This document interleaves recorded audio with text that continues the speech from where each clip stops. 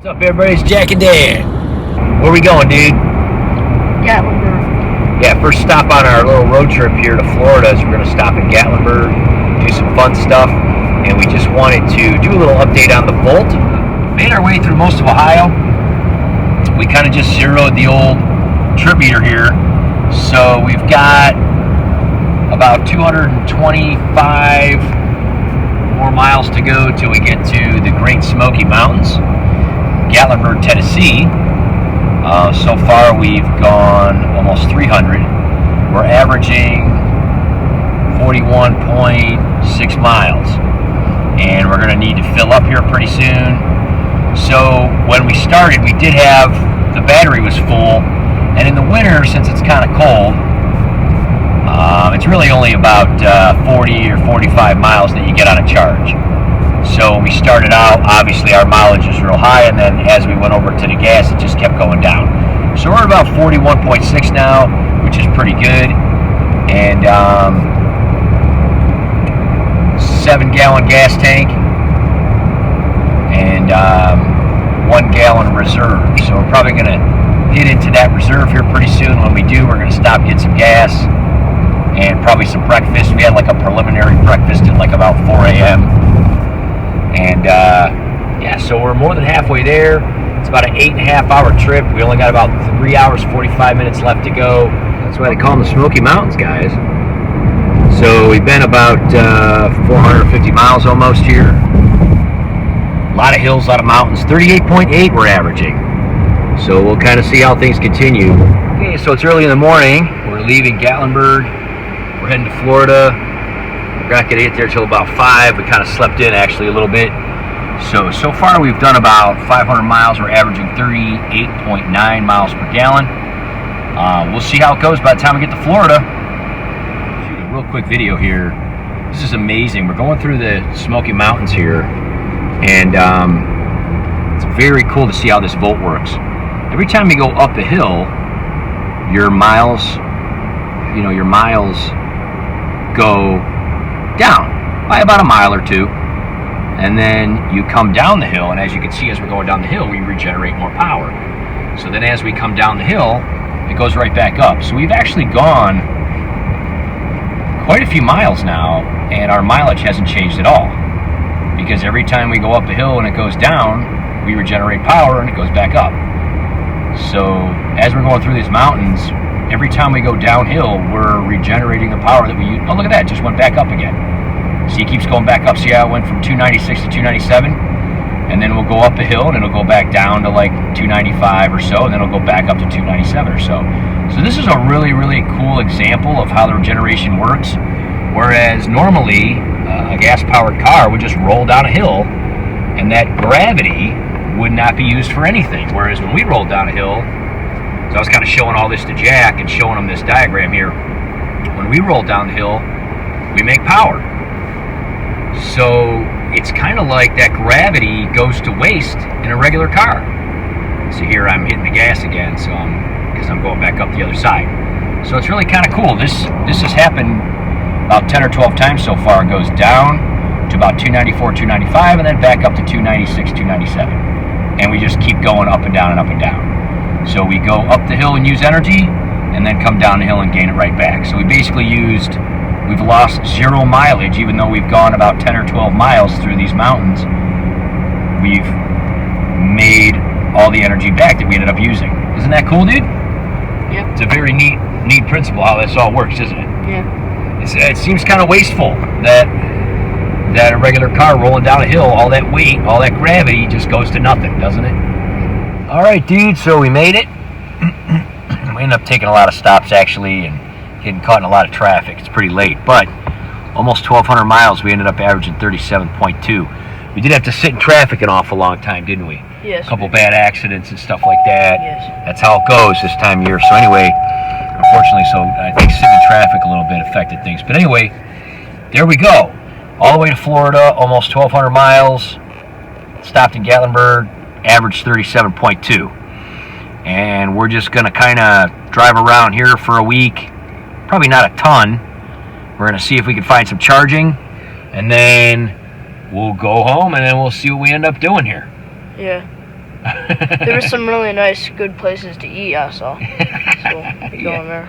So we pretty much charged every day, just us in this Tesla. There hasn't really been anybody here this week using these.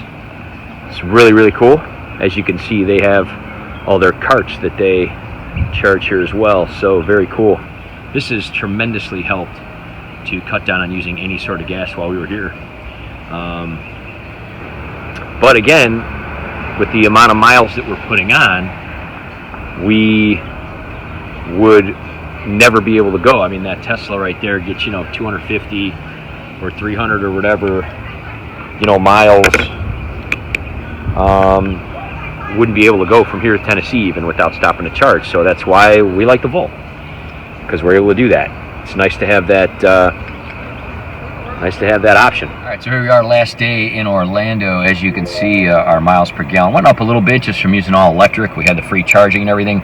We have almost a free charge and a full tank of gas, and we're heading off to Tennessee. On our way home, we're going to see where this all goes. I know this is pretty cool. I had to definitely show this. So we made it to Tennessee from Florida. We're at almost 2,200 miles now. And check this out. I used all of the electric up, obviously, right away. Leaving the city and all that kind of stuff. And used my whole tank of gas, and then, of course, had to fill it. Now, coming from the south over to here, we had a huge, huge hill coming back into Gatlinburg. And when I turned the car back on, we just registered, got our keys, and I went to park the car after unloading some luggage, and I got back in the car. We generated 9 miles of electric after being down to 0 just from coming down basically the hill. And all I did was I was using the paddle here, and again, there's a little paddle behind the steering wheel here, right here. And so as I was coming down, I'm pressing this paddle and generated 9 miles worth of electricity in my battery. Isn't that crazy? Just from coming down the hills. That's phenomenal. So now I'll have 9 miles to use tomorrow just driving around town. Super, super neat. Thought that was very cool. All right, dude, so we had a pretty awesome trip, huh? Yeah. Kind of tired? Yeah. Fun time. Check this out. This is kind of neat. So we went back to Cleveland. It's 32 degrees. It's about 10 to 7 at night. We made it. Look at this mileage. It's kind of odd. 2,777 miles, 0.7. How neat is that? We ended up stopping for gas pretty much before coming home, so I just wasn't, left with nothing. I'm going to plug in, obviously, as soon as I am in the garage here. We just stopped to get some coffee here because I don't have anything for the morning, so I'm going to get some for morning. But anyway, 2,777.7 miles, averaged 40.5. Very, very cool. Basically, what happened there is we used a lot of the electric, which helped. I don't know how much it helped. Out of 2,000, almost 2,800 miles, we only really used probably a few hundred at most on electric, Yeah. So it didn't affect it that much. Coming down those huge hills, though. That was fun. Yeah, that was kind of fun, and that definitely helped to regenerate a lot of power. A lot of people would say, "Oh, well, if you go down a hill, you got to go up a hill," which ultimately we did, but depending on which way we went. So it looks like there was a lot more uphill going south and a lot more downhill coming back north. So we regenerated a lot more. That helped tremendously. So bottom line is 40.5 probably would have been a mile per gallon less if we didn't use any electric at all. Didn't really affect it that much since we did so many miles. Super fun trip, super awesome time. We just wanted to kind of do a video to kind of show. So there's the end results, guys, of 40.5. So probably would have been a little bit less if we used no electric at all, but we used what we could to get our average up, and that was pretty cool. So yeah, that's why we got the Volt, guys. If we would have got a fully electric vehicle, we would have never have gotten this kind of miles. We would have had to stop multiple times to charge, and we didn't have to do that. So we used what we could. Very cool. All right, guys, so back home, back to Cleveland, nice and cold, and now I'm just going to plug in. As you can see here, I always got my plug going there. Just dropped Jack off at school. This is the first day back after break. Never fun, but you know, this is the awesome part about the Volt, guys. The bottom line is we plug in for the most part from day to day, hardly ever use gas. Had this thing for like a year and a half, and I've only filled it up like, I think 5 or 6 times. I don't even keep track anymore. It's like every few months. It's like I don't even notice it. The whole reason we got this is because if we did want to take trips like that, we were able to go almost 2,800 miles and get 40 to 41 miles per gallon. We didn't have to worry about charging. We didn't have to worry about places to find. Now, they did offer charging at the resort we stayed at, so we didn't really have to use it, but we really didn't drive that week that much anyway. We really just went back and forth to the parks and stuff a few miles a day, so it really wasn't substantially affected. It didn't substantially affect our overall mileage. It will be nice in the future when cars have a longer capacity than 200 or 300 miles. I know that they're dealing with cars now that may have 500 or 600. It'd be nice to even be able to go 1,000, to be able to go all the way across the United States, or at least halfway, and then stay the night and charge, and then do it again. The nice part about this car is we didn't have to worry about that. So it is really super cool. I do hope that availability and that technology becomes available soon. I think it will. In the meantime, we did decide to get this. I did have some pretty fuel efficient cars before this, but they were never this fuel efficient. And of course, like I said, after plugging in on a day-to-day basis, I never use the gas at all. Never really at all. Unless it's super, super, super cold or I'm running errands all day long, I might tap into the gas, but hardly ever. This has a 7-gallon gas tank with a 1-gallon reserve, and I basically fill it up, like I said, every 3 to 4 months. That's it. So anyway, I wanted to share that trip.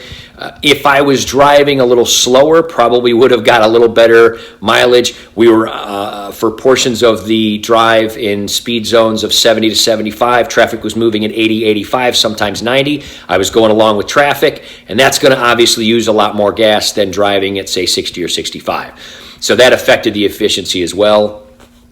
But again, if traffic's moving, I'm going to go ahead along with it. Because, hey, why not make up for time? The weather was nice, the roads were nice, traffic was moving, and we were being careful. But yeah, that probably affected it some too. So anyway, thanks for watching. Be sure to subscribe and hit the notification bell for future notifications. We do updates on this car all the time, and all of the other electrical appliances that we have, and tools, and our electric lawnmower, and of course our solar panels, which we will be doing an update on those soon, because we want to kind of share how they work during the winter time here in Cleveland. They get covered with snow sometimes, but we still get a decent amount of sun even in the winter here in Cleveland, so we're going to be going over that too as well. So check it out. We'll see you next time. Bye-bye. Happy New Year, everybody.